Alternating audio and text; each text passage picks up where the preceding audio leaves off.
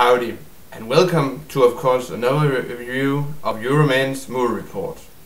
This week I have watched the Tony Scott remake of a TV movie about an incident in Pennsylvania in 2001 where we had this freight train which became uncontrolled for a couple of minutes and blah blah blah, and when they made a TV movie about it in the early 2000s, and now Tony Scott has remade this TV movie with Chris Pine and of course Denzel Washington in the leading roles.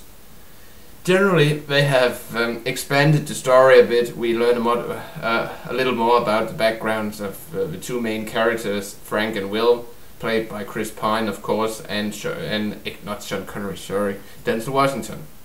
It's a bit like Denzel Washington's classic movie Training Day, where we have Denzel playing the experienced teacher type, and we have Chris Pine in the role of Officer Hoyt.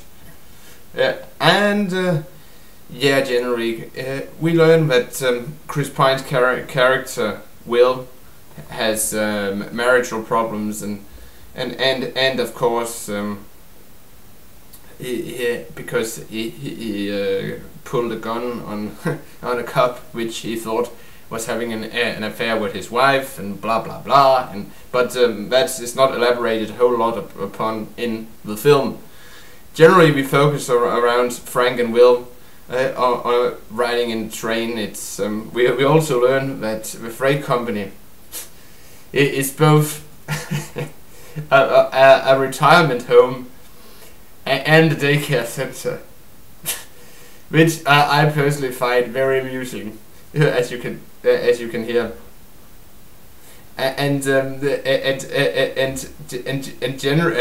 Generally. What happens is this fat slob of a train driver played by what is his name? I have seen him in several films. Ethan Suplee. He has played a fat slob in of course American History X. It's him sitting in the scene with the van where he sings this racist song, and in Unstoppable he plays a fat slob of a train driver who forgets to set the air brakes, so this huge ass train carrying 39 cars, where some of them have hazardous materials, it starts to accelerate or excel, and then and then of course what's the movie is about. They try to stop it. We have to stop it, and Frank and Will, they play a leading role in trying to stop the train. But generally, what can I say about Unstoppable? Yeah, it was good to see. There wasn't very much of a character development in the film, because we learned that Denzel's character Frank, his two daughters, they work their way through college at the American bar chain called Hooters, and they're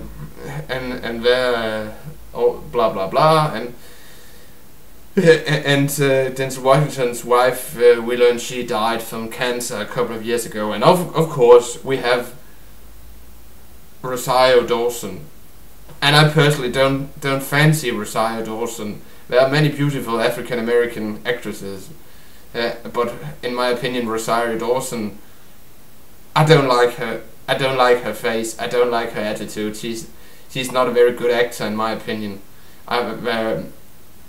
There are loads of very talented female African American actors, but Rosario Dawson isn't a very good actress in my opinion. So they should have cast someone else besides Rosario Dawson. Maybe I would personally have preferred to have seen, for instance, Eva Mendes in Rosario Dawson's role, but that's a personal preference. Generally, in the film, we follow the two guys, Frank and Will, trying to stop the train, and we have some trains rolling around, etc. And I don't want to give away the ending here, but it's like one of these old school train action movies from the 1970s, early 80s, without very many scenes of SFX or special effects. So that was fun to see. But generally, as I said, we don't learn a whole lot about the characters, except that Dewey is a fat slob, and he will get punished for not controlling the train. And of course, Will, he maybe possibly gets back with his wife. I don't care. But generally, I was pleased. It was a good old style action movie. So I would like to give it 4 out of 5 Coca-Cola bottles. Because I didn't want to give it 5 Coca-Cola bottles because the character development was lacking, and the presence of Rosario Dawson. So generally, Denzel, he's a kick-ass actor. It was like seeing me. I like seeing Denzel in these kind of mentor roles, like in Training Day. So and Chris Pine,